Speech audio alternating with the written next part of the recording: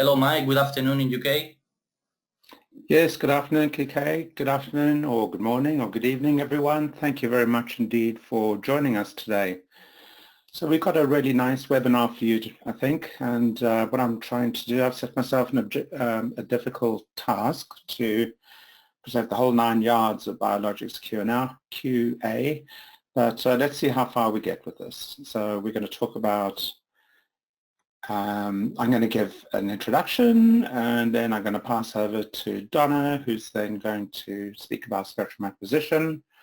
And finally, the bulk of the seminar will be me describing and showing you, demonstrating the processing and analysis using the Mnova software. And hopefully we'll have time for Q&A. Okay.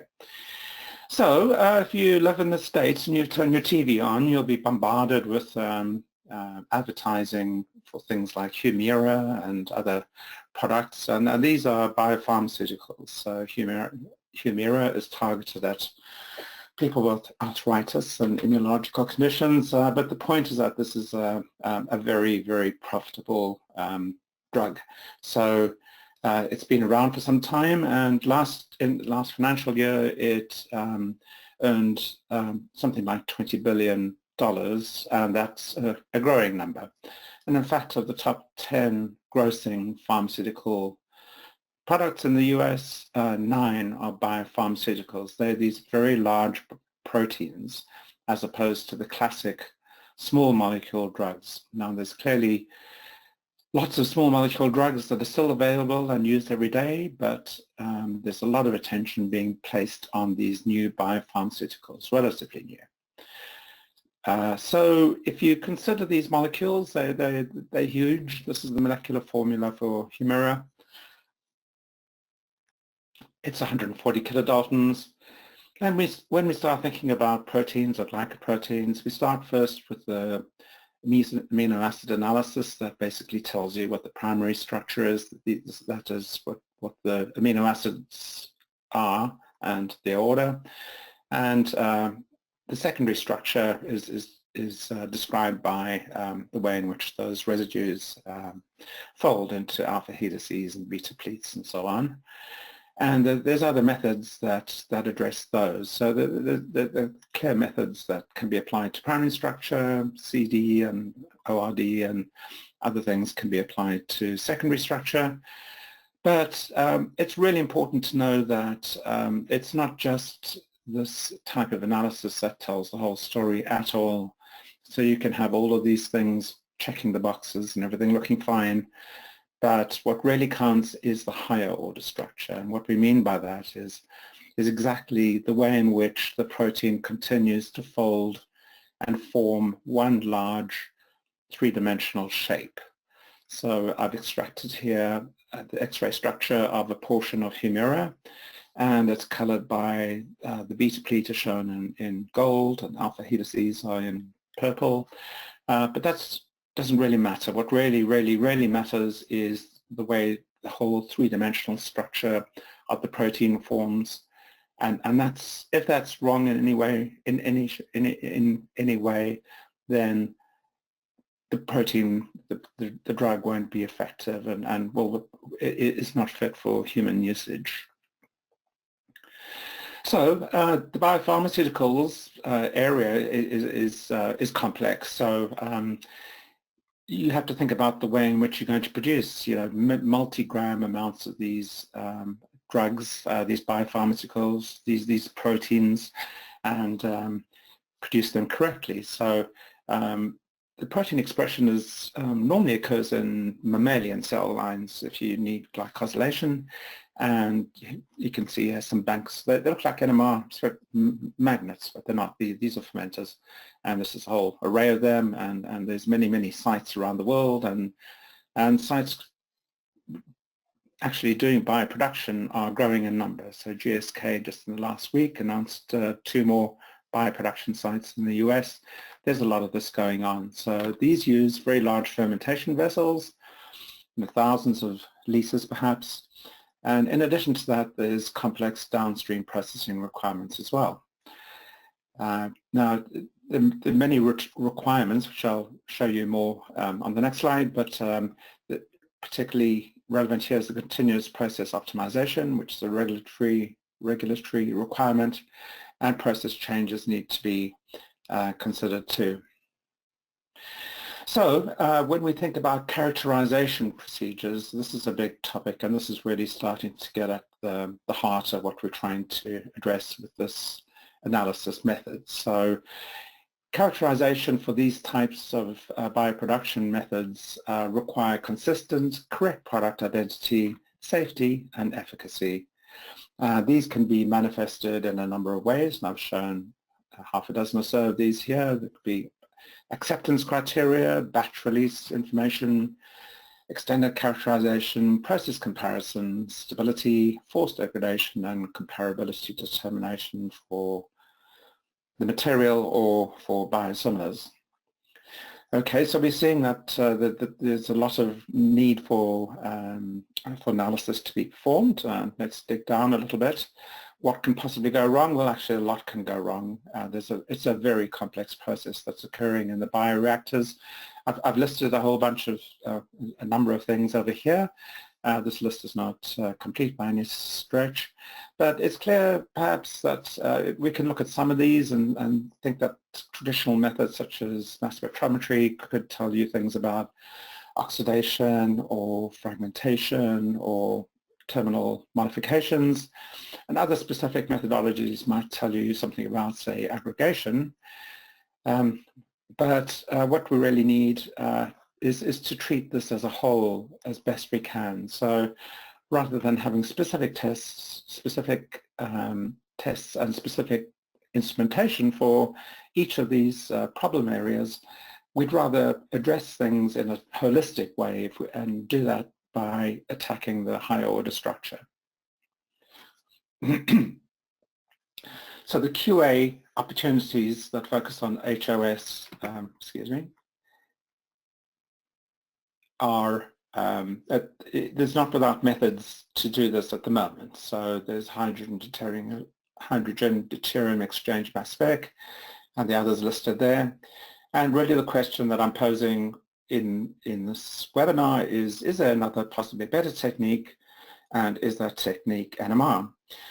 So I'm not going to do a point-by-point comparison of the two. That's not the point. I'm going to try and describe the NMR to you.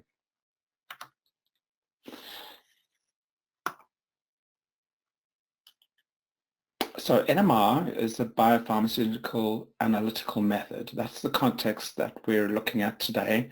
We're not so interested in the traditional use for NMR in proteins, which is more to do with structure and conformation. We're interested in its use as an analytical method. And there are a couple of things that we should get out of the way from the start. So we're usually not sample limited because the protein is produced in very high quantity, and we're limited really by solubility and factors like that. So that needs to be optimized as part of the validation procedure. Now, it's normally the material, the protein, is not isotopically labeled or enhanced, and that's restricting. But in spite of all of this, and Donna will describe this in more detail, we can generally acquire spectra in less than 10 hours. And that's considered, this is for 2D spectra, by the way, and that's considered okay for a lot of people. So the point I'm also trying to make here is that for those of you who don't know NMR terribly well, sample preparation for a validated method shouldn't be overly difficult. There's no derivatization or whatever to be done. Okay. Now, we're lucky in that the literature provides us with proven, robust analyses approaches for the use of NMR for biopharmaceutical analysis methods. And let's start looking at that now. So, in fact, we're standing on the shoulders of giants. And I've listed, there's a whole slew of interesting articles which you'll find in the literature, and I can help you focus on those if you like. But I've just selected 3 sources which have done significant work in this area and aren't academic labs. So NIST in the US, the FDA and Health Canada have all done a lot of work in this area, and the consensus of their work really is to say that there are essentially three methods that they consider to be efficacious and useful in the use of NMR for this type of QA work. The first of these is a point-by-point spectral comparison method.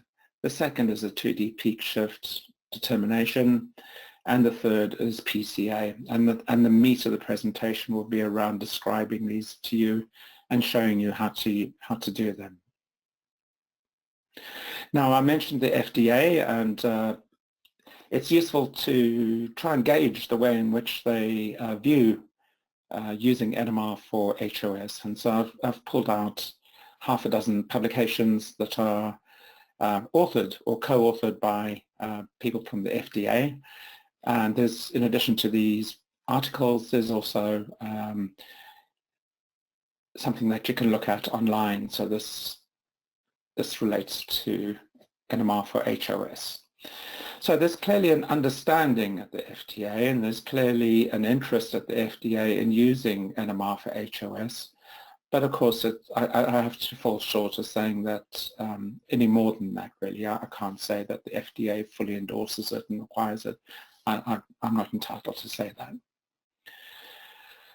Okay, in addition to the FDA, we have a lot of anecdotal information relating to uptake in pharmaceutical corporations, and unfortunately there's fewer publications relating to 2D methods, 2D NMR spectra used in this way. But I draw your attention to this particular paper published this year from Dr. Malsham's group at Novo Nordisk, and so this is in J-Pharm Sci, and I've taken a little quote out of the abstract which says that the most sensitive and detailed method for characterizing HOS is unquestionably NMR, and it provides direct information about the HOS at atomic level. So this is coming from a drug company that's using HOS in a routine fashion, and they describe it very elegantly in their publication, and I urge you to take a look at it. It's really a super paper. Okay, so at this point, let's consider what this whole 9 yards is all about. And so we're going to look at a process which starts with data collection, data processing, analysis, and the reporting and storage. And we're going to cover the first 3 of these today. So the question that's being raised is, can all of this be performed for QA purposes? And specifically, can the automation and robustness of the whole process be sufficient for operators having relatively low skill levels to be able to perform this? So we'd like this to be, as much as possible, a routine QA task that doesn't require someone with massive NMR skills to be able to perform it. So we start at the very beginning. It's a good place to start, and at this point I'd like to introduce Dr. Donna Baldisseri, and she's going to talk to us about data collection using Bruker instrumentation. Donna, would you like to take the screen? Sure. Thank you, Mike. I will do so now. And welcome everyone to today's webinar. So I thought I would begin by reiterating one of the first points that Mike made, is the importance of the HOS, which of course is the fold formed by the collection of secondary structural elements encoded by the primary sequence. And the HOS is a critical quality attribute, and it's the HOS and dynamics that's responsible for activity, specificity, and stability of these biotherapeutics. And at the bottom, I have an arrow indicating that, at least with NMR spectroscopy, these qualities do become harder to measure because the spectra become more complicated. So historically, the protein fold has been detected on N15 labeled proteins using a proton N15 HSQC experiment. So this is a 2D correlation map where one obtains backbone amide correlations for detectable amino acids except for proline. And this has historically been the gold standard. But this doesn't work so well when you move into proteins that are have very high molecular weights, so high being greater than 50, 60 kilodaltons. And in the case of intact MABs, this is more in the neighborhood of about 150 kilodaltons. So as Mike had pointed out, these are not labeled proteins. These are not isotopically enriched proteins, so one then has to rely upon the natural abundance, which is quite low for nitrogen. And also, because of their large size, they tumble very slowly in solution, and this leads to very broad lines in the spectrum. Therefore, emphasis recently has focused on the methyl signals, the so-called methyl fingerprint spectra. And the reason for that is shown here. You can see on the left-hand side the ubiquitousness of the number of methyl groups that are in an intact MAB. And these methyls and their side chain packing are integral to maintaining and establishing the protein fold. Another asset is that carbon has higher natural abundance than nitrogen, still low but higher than nitrogen. And importantly, these methyl groups typically will have free rotation about their symmetry axis. And this free rotation will help to mitigate the slow tumbling of the overall molecule in solution.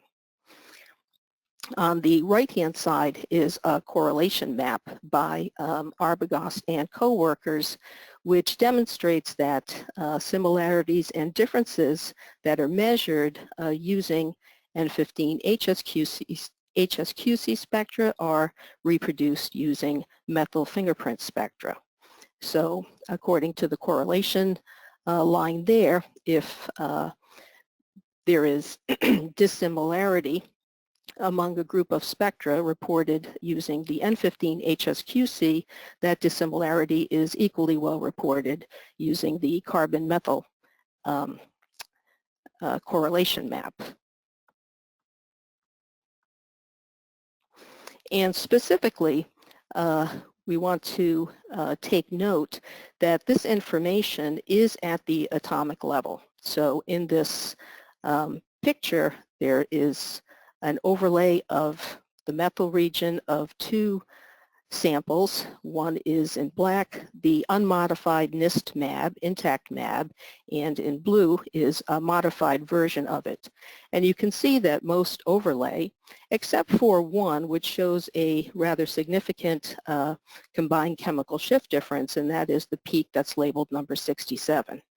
And so that is reporting that that residue, that methyl residue, has gone from one structure to another structure. And the shift accounts for the change in magnetic and chemical environment of that group. So the signal position is exquisitely sensitive to that environment, and we get that information about the environment at the atomic level. So the fingerprinting method was benchmarked by the group at NIST in a round-robin study that was conducted over a period of a couple of years and just reported first thing this year. And as you can see, this was a very wide-ranging interlaboratory comparison with many spectrometers and hundreds of spectra, identical samples, and acquisition parameters.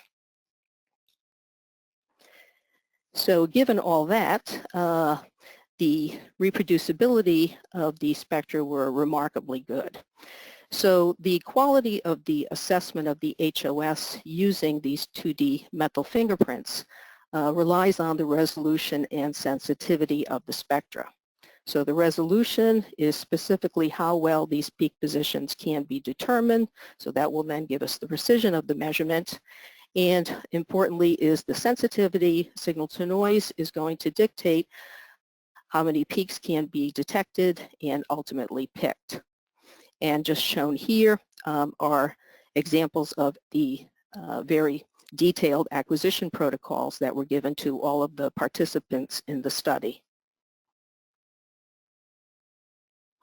And this is just a snapshot of a couple of reports or parts of the analysis. On the left-hand side, we see the combined chemical shift difference, which is just defined as shown there, among different groups of spectra. And the fidelity of this measurement is really quite remarkable because these are differences in parts per billion. And the error bars indicate that some groups of spectra gave poorer reproducibility than others. And so these turned out to be ascribable to either the use of custom and therefore perhaps non-idealized, non-uniform sampling schedules, or lack of resolution and sensitivity in the SOFAST HMQC experiment as opposed to the NIST recommended HSQC experiment. And on the right-hand side, another snapshot from PCA chemometrics. So these were the two different NIST samples provided at different temperatures, and you can see that they cluster quite nicely, and the outliers again were easily attributed to temperature deviations and again SOFAST HMQC spectra. So the NIST samples were Fab fragments of the intact MAB. When we move into the intact MAB itself, we are presented with spectroscopic challenges, which are indicated here. Again, as we've said, these are very large proteins. They tumble slowly. Their magnetization decays quickly. So they will benefit from making use of the Trosi effect, and the Trosi effect is enhanced at higher fields. The fragments are more attractive spectroscopically, but they are expensive to produce.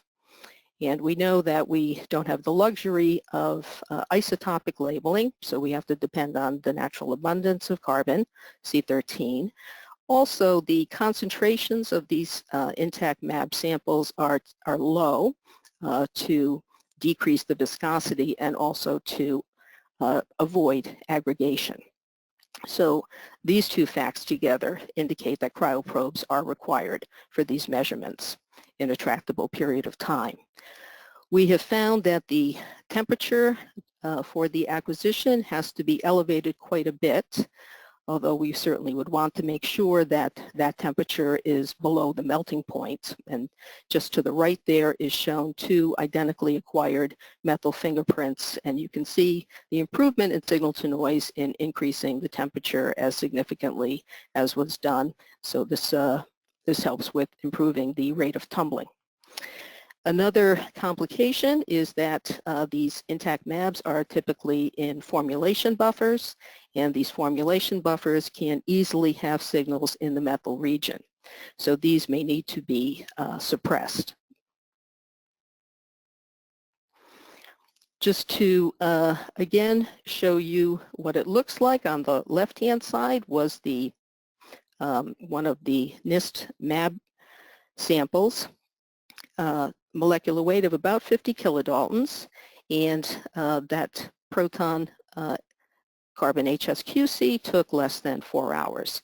And about 50% of the peaks are detectable and dispersed in that spectrum. Now, on the right-hand side, we see the challenge of going to a much larger molecular weight species. So this was an intact IgG1. Again, keeping it at 200 micromolar to avoid aggregation.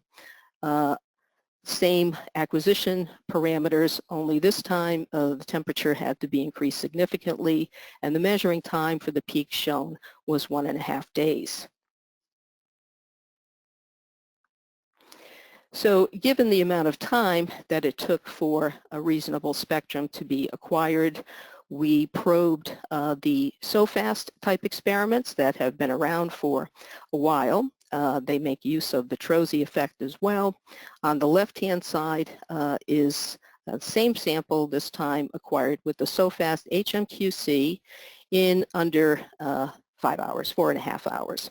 And we compared that with an identically acquired spectrum from an also fast HMQC, which is a variant of the SOFAST in the same period of time, identical conditions, and we got better results in terms of signal to noise. So that was encouraging. Another aspect that we had to take into account is these formulation buffers having excipient signals in the region of interest in the methyl fingerprint spectra.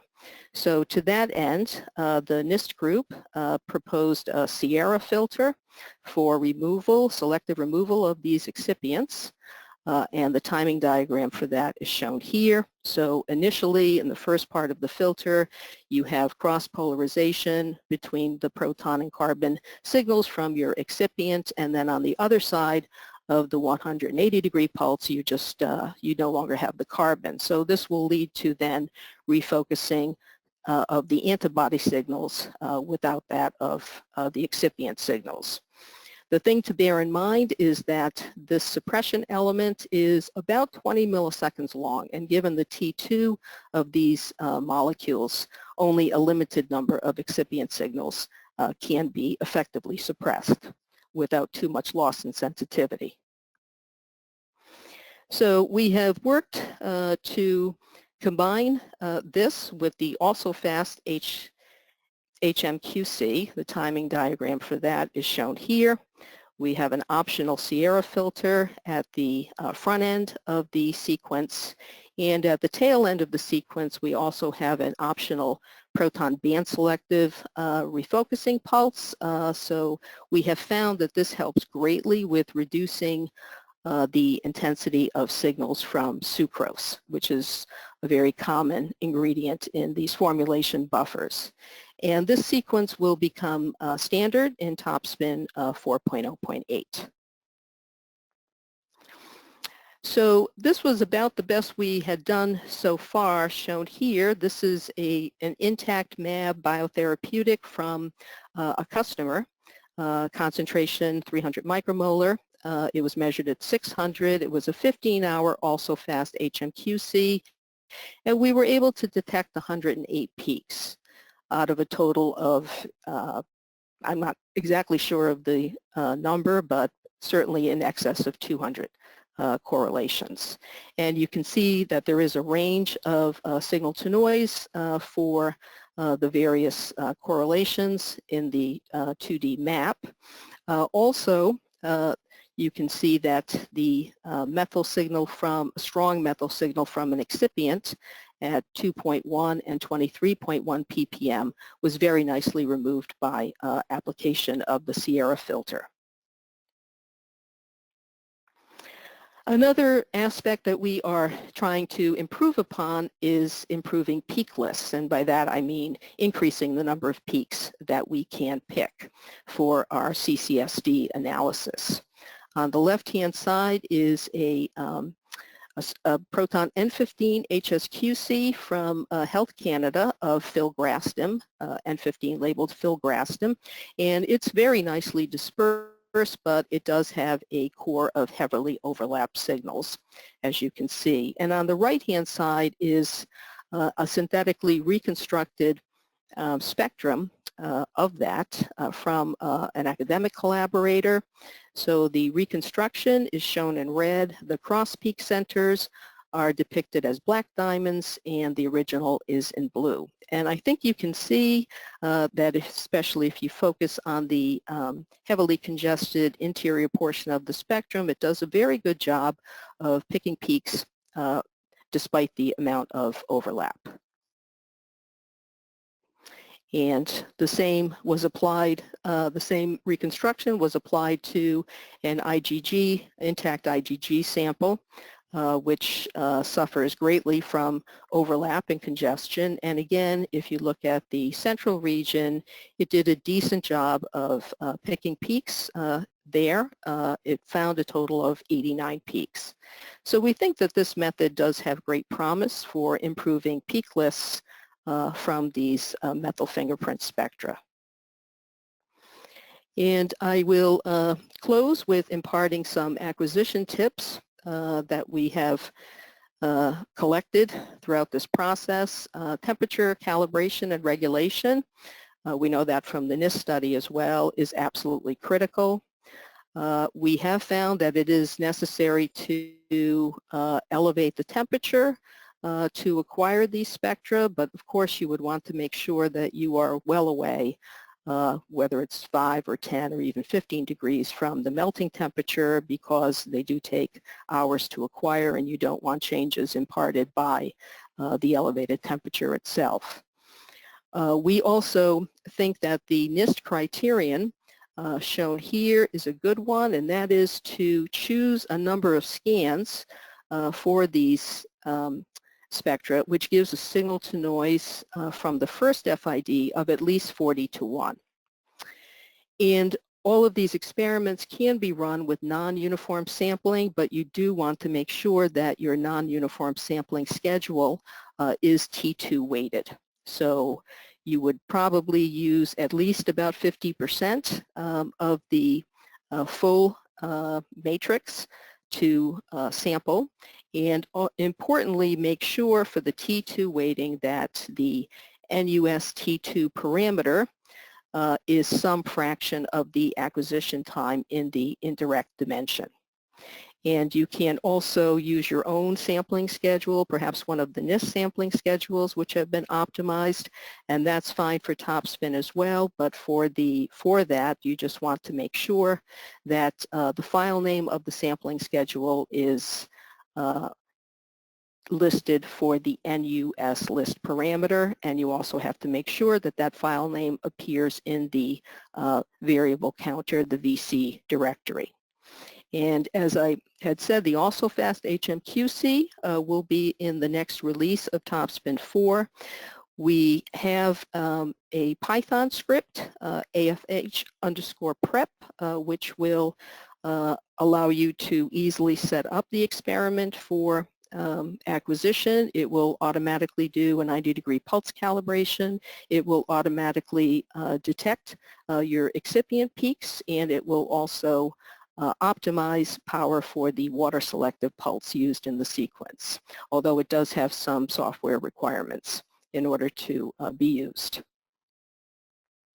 And if you would like more information about acquisition protocols or software, I would encourage you to write to the email address shown here, biologicshos@bruker.com. And finally, I would like to thank all the members of the Bruker team that have contributed to this work, and also to thank you for your attention. And with that, I think, Mike, you can take control and move on to the software. Thanks, Donna. Can you see my screen? I hope so. Yeah, okay. So we've spoken about data collection in some detail, and let's crack on and get to the meat of the processing and analysis now. So Mnova in general is a widely adopted software. It's got excellent capabilities. It's software that's actually tested thoroughly. It's supported by experts and by the development team. It's got some nice things going for it, in that it's vendor neutral and can take data from multiple vendors, and it can be run on Windows, Linux, and Mac OS. So if you live in a QA type environment, or where excuse me, where GXP and factors are important, then the fact that there's a very good audit trail and digital signatures can be applied to the files, these are relevant to you.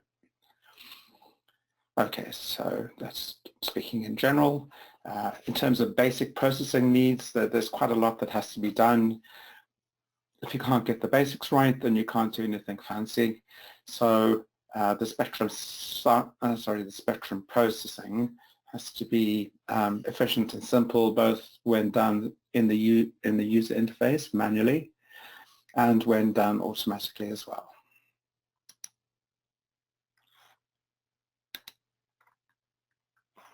Okay, so we need easy data viewing and reporting. You'll see all of this live. We need to handle many spectra, which could go into hundreds really, 2D spectra. Gosh. Sorry, that's very touchy. And we need robust algorithms for standard things like sparsely sampled spectrum reconstruction, NOS, and we also need to have some sort of nice-to-haves which help with things like noise reduction. And what we've done is on top of all of that, we've implemented a special little mini suite of applications that are germane to HOS analysis, and you'll see how these are good capabilities. The fact that we're doing all of this analysis inside Mnova is relevant because it allows for an interaction between the test results and the underpinning data, and you'll see what I mean by that when I work with them. Right, so here's just an example of a sort of an advanced algorithm, which is really nice to have. So on the left-hand side, I've got a filgrastim sample, and the right-hand side is the product of applying a denoising algorithm that's described in the paper at the bottom. So we make use of that to improve the quality of the results. So let's take a look at the software now. So I'm going to show you some general aspects. Right, so I hope you can see that. So, so we have, this is Mnova, of course, and we have a panel on the left-hand side here. It's designed to look a little bit like PowerPoint. So there's things you can do on the left-hand side. Will be, as we add more spectra to it, they will appear in these pages over here, and there'll be an active page that's shown in the middle here. At the top, we've got a ribbon type metaphor that's employed, and that'll be familiar, I hope, to most of you. So we can look at data here.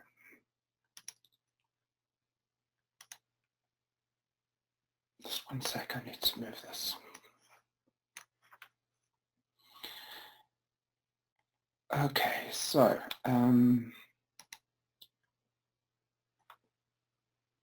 sorry, there's something in the way.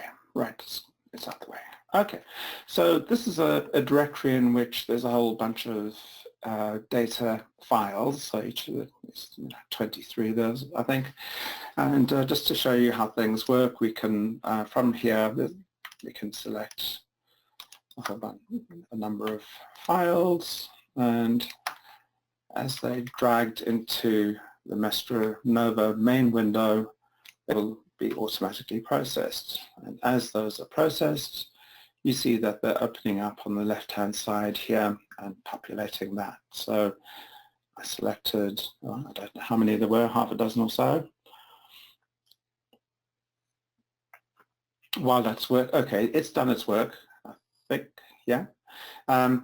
I did want to mention that there's help available, so here I think, so you can look at some help here, and at some point in time we're going to be looking at reference alignment, so this gives you a bit of information on that as well, so you can find either online help or use the manual, and there's a specific manual for this. So as the data were brought in, you can see that there are these gray areas, and these are the blind regions. So these are regions of the spectrum that I don't want to analyze because they don't have any useful information, and it may be for your particular requirement that you choose different blind regions. But this is what I've done just for demonstration purposes now, and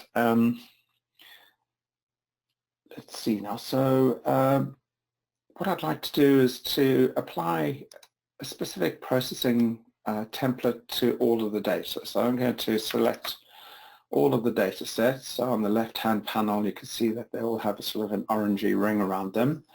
And if I go to the processing tab and I go to processing template and I select the one that's there, then a specific processing will be applied to all of the data. Now this is the way in which you can generate consistency. So if you have a validated SOP that you'd like to apply every time in exactly the same fashion, then by using the blind regions that appear upon import and the processing template that I've just shown you, you can achieve this. Now there are a couple of things that I've left out of the processing template on purpose because I wanted to show you them working manually. So with all of those spectra selected, then anything that I do will be applied to all of them. So I can normalize these to the largest peak. So that's going through and doing all the spectra in that bunch. And I could denoise them as well if I wanted to. So let's doing the denoising. That's done, and here you see all the spectra. If I come in this window here, you see that just by using the mouse scroll wheel, I can scroll up and down, and I'm using the keyboard shortcut Z or Z to expand on a region. I can go up and down here, and there's lots that can be done. The UI for Mnova is extremely rich. You've got a lot that can be done in the properties. So if you like your spectra to be shown in different ways with different colors, then you can set all of that. There's a lot of attributes that can be set so that you get nice spectra at the end for reporting or publication or something. Okay, so I've got all of these spectra, and every analysis is really done together with other spectra. So it's important that we understand the way in which stacking works. So I've selected all of the spectra now on the left side now, and what I want to do is to stack them. So I'm going to go to stacking, stacked, and I'm going to click on superimpose items. It's going to generate a new page with all of those data all one on top of one another. So you see a new page 8 has appeared, and it's got all the data. So let's see what we got there and what we can do with it. It's more than just a piece of fun. So the data here, and there's various ways in which these can be displayed. So this is called mode, so I can look at them horizontally stacked and so on. Sometimes when you have a lot of data, it's nice just to see the active spectrum, so only one spectrum, even though that all of them are sitting there. It can be less confusing if you just look at one of them. So that's one way. What we mean by the active spectrum, well, if we look in the stacked items table, then we can see all of the spectra that are being displayed in here as part of the stack. And we have 7 spectra, and we can actually turn some of these off and on. So if I go back to mode and I superimpose them, so those 7 are one on top of one another, I can turn some of these off. So I can turn off that one, and that one, and play around with the spectra that I analyze. It's also noteworthy that we can actually give these spectra kind of a name, if you like, so we can classify them. So these that are prefaced by 50p were our 50% ones, and I'll explain that a bit later. So I can give these a name. So I can say 50p, and this is going to be a single color, and it's going to be that one. So those 2 spectra are given that particular color. I go to So this helps a lot when we do the PCA analysis. So you'll see that particularly there. Okay, so we looked at denoising, we looked at normalization. Something that you may also want to do is reference alignment. So this takes into account small moves between the spectra. There's no, you just click the button, there's nothing more to be done. So if you're really sharp-eyed, you might see a little jitter as I click on that. Okay, so that flicked over a tiny bit. And those are better aligned now than they were previously, especially for the bigger peaks. It may not appear so for some of the smaller peaks. So I think that's all I wanted to show you about that.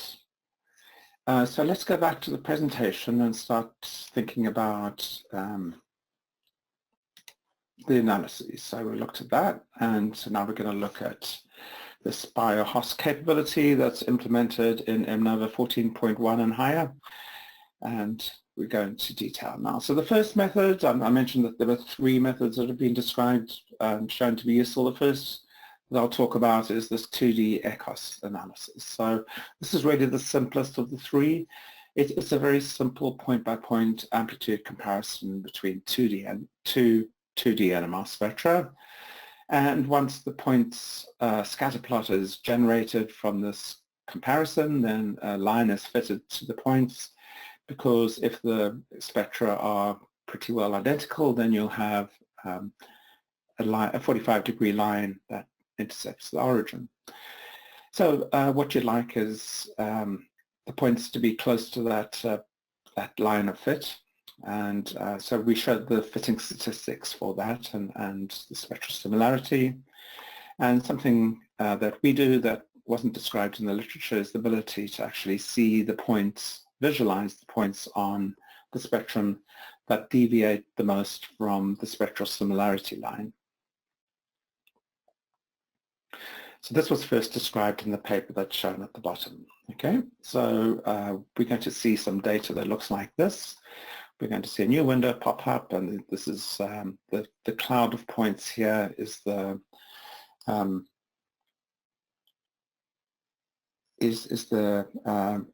the compared amplitudes. So that's then had a line fitted to it, and then I'll explain what that is. Where this is displayed in the spectrums, I've got 2 spectra, one that has red contours and one that has blue contours. And then the colored shading that you see there is an indication of differences between the 2. So you can see in the top right here, there's a peak in the red that's at this position, and in the other spectrum, that peak is shifted to over there. And so there's intensity in these color splodges to indicate that there's a lot happening in that region of the spectrum. So let's see how this works. It's really very simple. This won't take long. Get back to Mnova. I'm going to dismiss this window. So in Mnova, you can have multiple windows open, so we'll take advantage of that. So close this one, and to keep things moving a bit faster now, I'm just going to import the data. So I've got 2 spectra here. These are taken from the published NIST fragment into ILC, interlaboratory comparison data set, and you can download these freely off the internet. So what I have here is 2 spectra that are similar to one another, so they're at the same temperature, 37, the same field, 900 megahertz, and so on. So they are similar to one another. So now we come to the new tool. This is on the chemometrics tab over here, and this understands what I have a little bit, and we're primarily going to work with these 3 tools over here, and these support it. So let's go for HOS. All I have to do is to click that, and it needs to threshold it in the sense of determining where the noise is.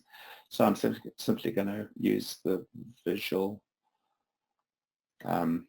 thresholding. So everything that's not shown is noise. I click on OK, and it's going through and doing the analysis for me. And a new window is going to pop up. That's really quite a generic one, and it's an important one.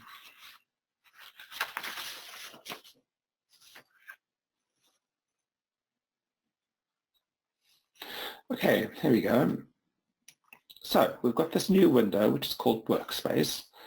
And within that window are new windows that can be shown and minimized, and windows can be tiled, and all sorts of things can be done with them. And what we have in this case is the results of this analysis. So we can see that most of the data points do fall on a good line of fit, and the fitting numbers are shown in the bottom here. So we see a correlation coefficient of 0.93, which is very good. That said that they were similar to one another. And indeed, the points do fall close to the line. So that's as expected. Note too that there are multiple tabs along the top here, so you can do multiple evaluations on a single data set, or you can change parameters and do try something different till you have something you like. So let's take a look at two dissimilar spectra. So these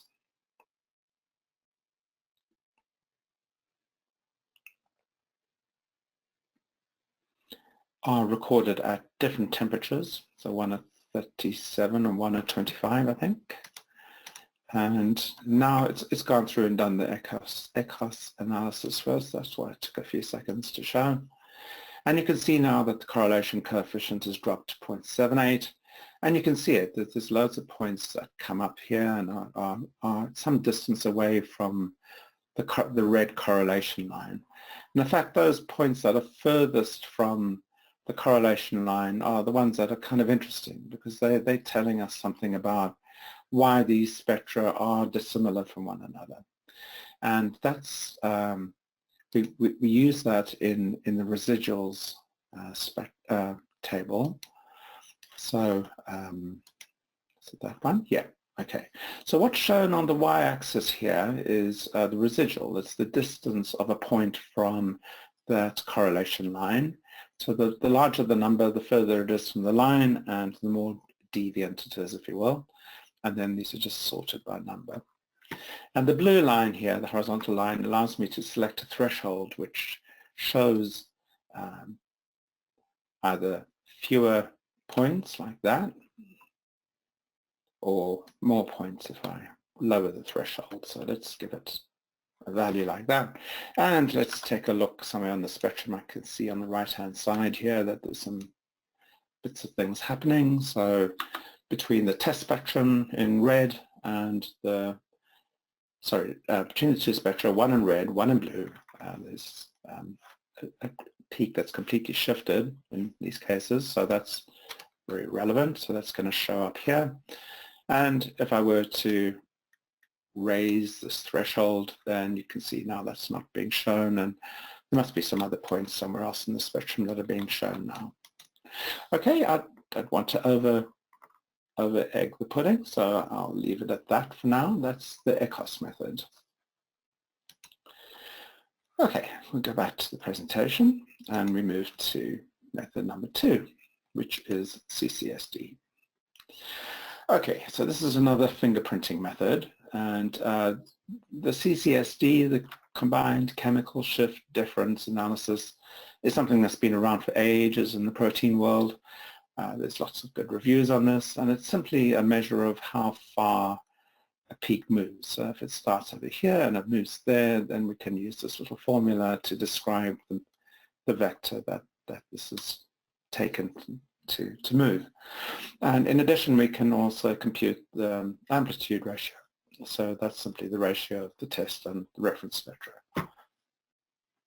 So this is what we need to do for this analysis. So the CCSD analysis in the software is going to look at a reference spectrum that's been peak picked. So that's the start point. And what we then can do is to provide one or more spectra for testing.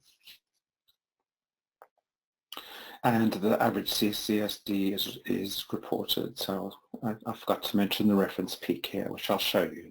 So that's okay. Right, so let's take a look at the software. So back to Mnova, and I'm going to import, and I'm going to import these data. Right, so I just have two spectra now, and one spectrum has been peak picked and the other one hasn't, and we're going to calculate the CCSD between them. Okay, so let's go back to this window, and I actually did an analysis previously, so I need to delete it. So I delete all of these previous analyses, start with a clean slate. There we go. Okay, so we're going to go to the Chemometrics tab, and we're going to select CCSD. And the first thing we have to do is to select the reference spectrum, the one that's been peak picked. So it's showing me the two spectra that are available. The one recorded at 37 is the reference one, And there's actually, if you look here, there's a peak that I've defined as a reference peak. It's over here, and it appears in the label here, helps me find it.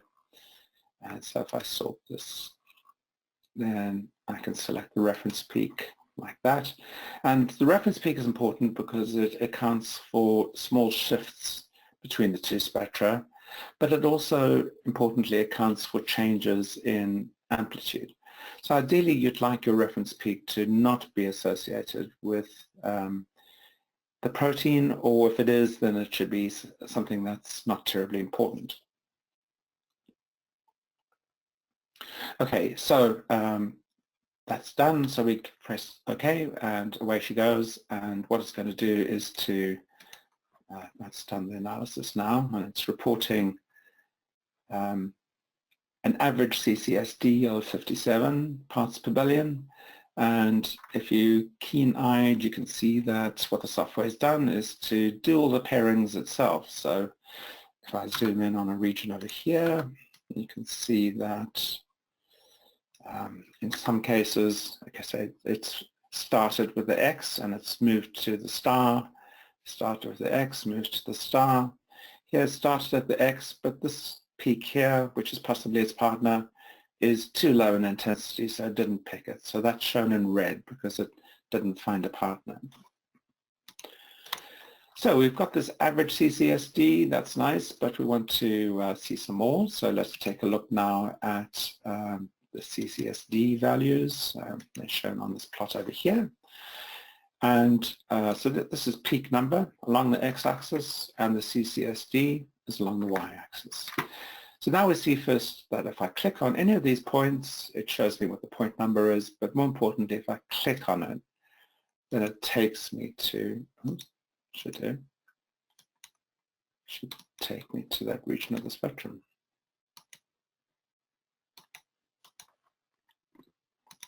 I believe that's not working. I can do it from the table as well. So this is another point. Okay, this is, let's see if this works correctly now. It's a double click, beg your pardon. Double click on a point and it brings that region of the spectrum into view. Right? So I can look at this one over here. Is this one interesting? Yeah, that's fine. I can look at some down here. Yeah. Interesting too, I can, this is the biggest mover, so I can look at this one and I can look at this and say, well, okay, it started there and it picked up a new peak over here, and I might say, actually, I don't really like that, to be honest with you. I think that's incorrect. So if I go to the table, I can actually disarm that or remove it from the analysis. So that's peak 66, and it's highlighted when I click on the data point, and I'm not showing you the, let's take a look at the summary so you can see what's being done. Okay, so the thing to watch is this average CCSD number. So as I remove that data point from the analysis, you'll see this average CCSD decreasing, and you'll see this plot updated. Okay, so it was 66. This one, I'm going to deselect it by clicking there, and this plot has changed, and that number changed from 57 to 53. So we can do a little bit of finessing. So this is the CCSD plot. We can do the same analysis based on amplitudes, so looking for peak broadening amplitude ratios. So there's one over here, broadened more than others, and so on and so forth. And the analysis works exactly the same with the table in the background and the double clicks and so on. And in point of fact, then you can then do the obvious, which is to plot combined. So peaks up in the top right-hand quadrant, both shifted and broadened, and so on and so forth. So that's pretty obvious, I think. Okay, so that's the description of the CCSD evaluation. I'm mindful of the time, and so I am hastening on a little bit. So let's go back to PowerPoint, and we're going to take a look at PCA. This is the granddaddy. So method 3, PCA analysis. So this is, I'm not going to teach you PCA, to be honest, I'm not the world's expert. But this is used an awful lot in many different genre. In chemistry and spectroscopy, if you're into metabolomics, and I don't have to describe PCA to you. And it's a statistical treatment, and it allows you to reduce data. So if you have a lot of data, it reduces it.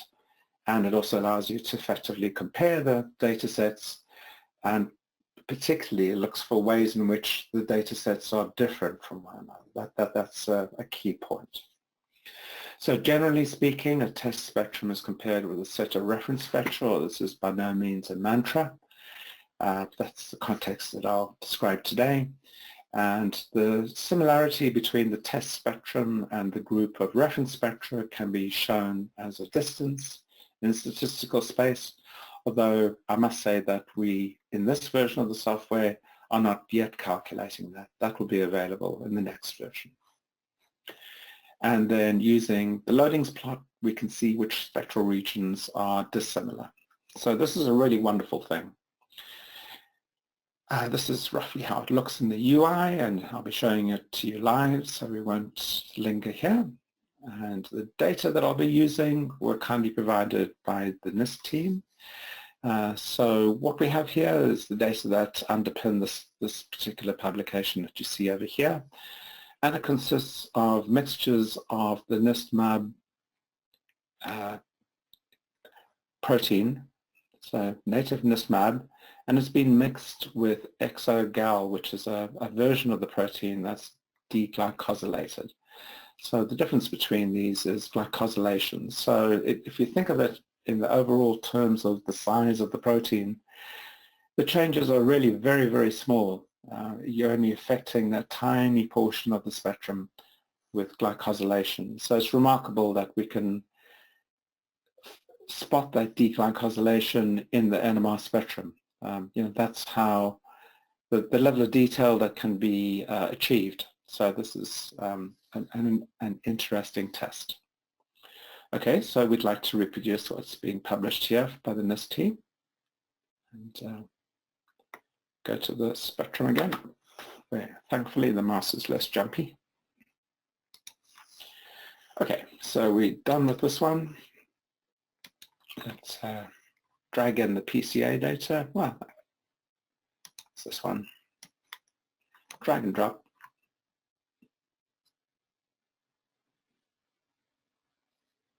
Larger data set. If we look at the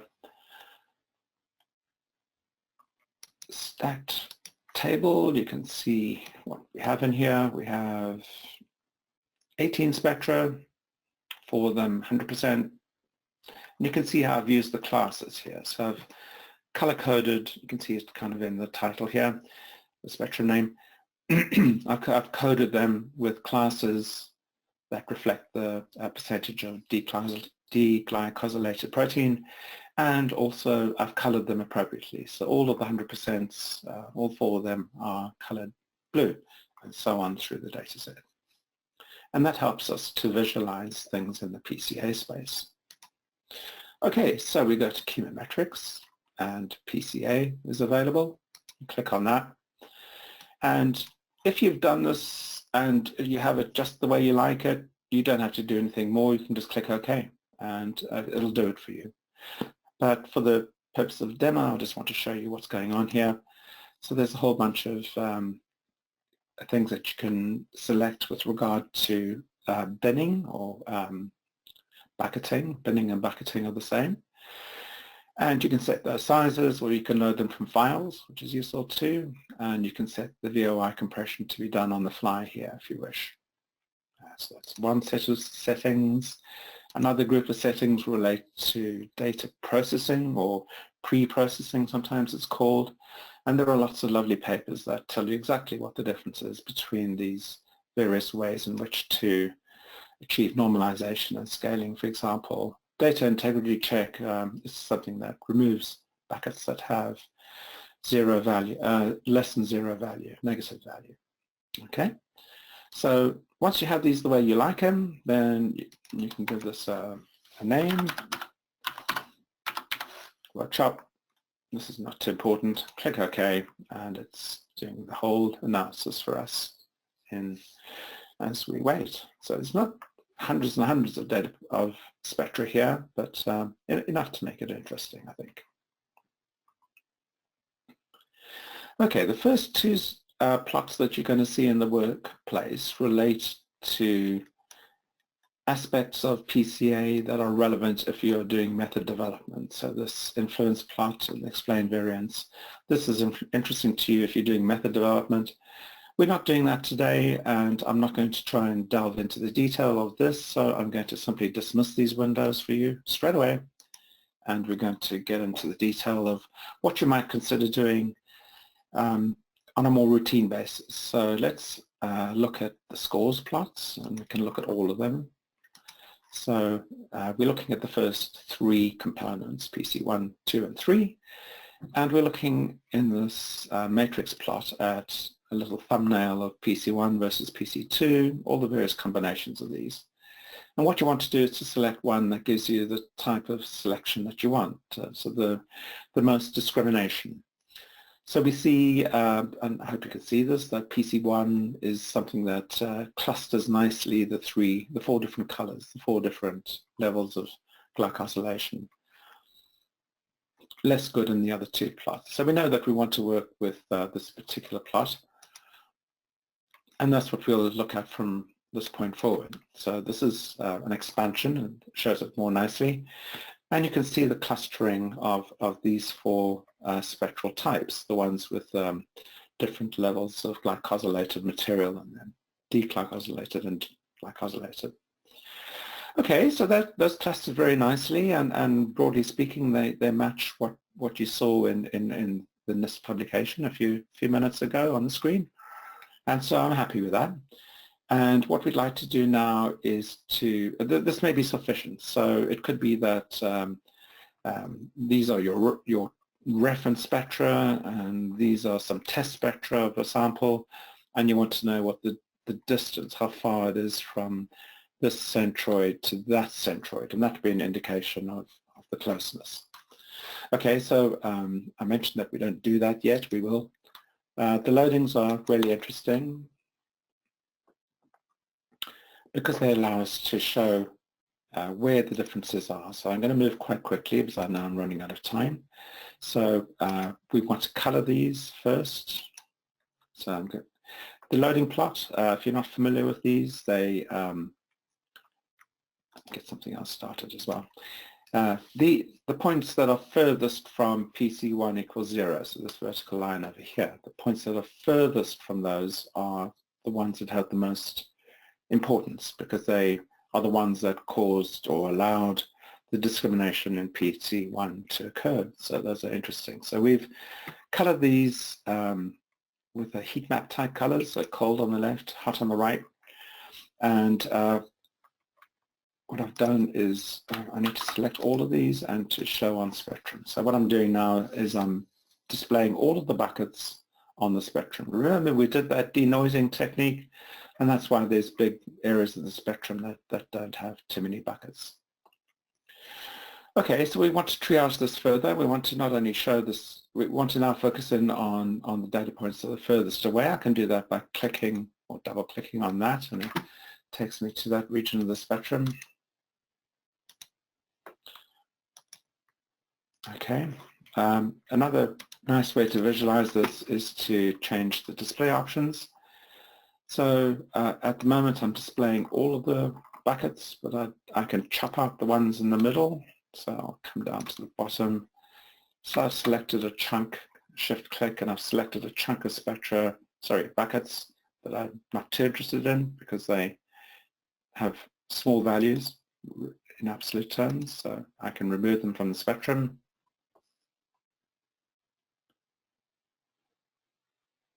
And I can remove them from the chart.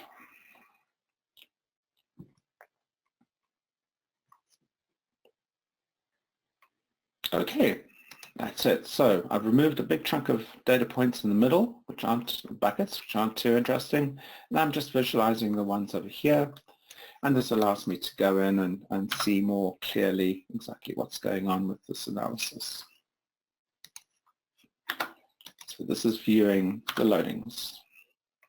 Okay, I'm going to zoom in on a arbitrary region, and you can see, and maybe just see, that there's some buckets showing up in this region over here. And if I pan this along and look in different regions, you'll see different buckets showing up. It's picking up one there.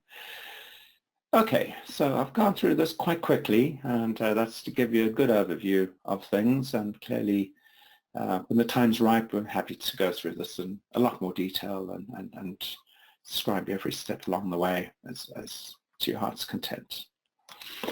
So we start wrapping up now. So we come to the conclusions. So I've tried to show you that NMR is not only a biopharmaceutical analytical method, but it's an effective one. Validated NMR methods can be generated, and these are robust and used for quality control. The NMR instrumentation and signal acquisition can be robust. And I've spent a lot of time showing you that the signal processing and analysis can be made simple by using Mnova. So Bruker provides the hardware and expertise for NMR spectrum acquisition. Mestrelab provides the software tools for established NMR processing and analysis. If you'd like more information, please go along to mestrelab.com, and on this page over here for BioHOS, you'll find places where you can download the software for the 3 operating systems, and you can use that for 45 days for a trial period. Please, if you're struggling with it, don't struggle with it. Get a hold of one of us, and we'd be more than happy to help you with things. There's various resources that are here. There's an application note that I wrote and a manual that you can download here. So please take advantage of those and take a look at things. So it remains for me now to acknowledge my co-workers within Mestrelab, so specifically Isaac, Noah, Joaquin, Esther, and Nikolai. And from the Donna's acknowledge the Bruker folk. And I also need to put out a thank you to Frank and others at NIST who've provided us with data and done those wonderful interlab comparisons. So with that, I'm at the end of my presentation, and I guess we can look at what we have in the way of questions.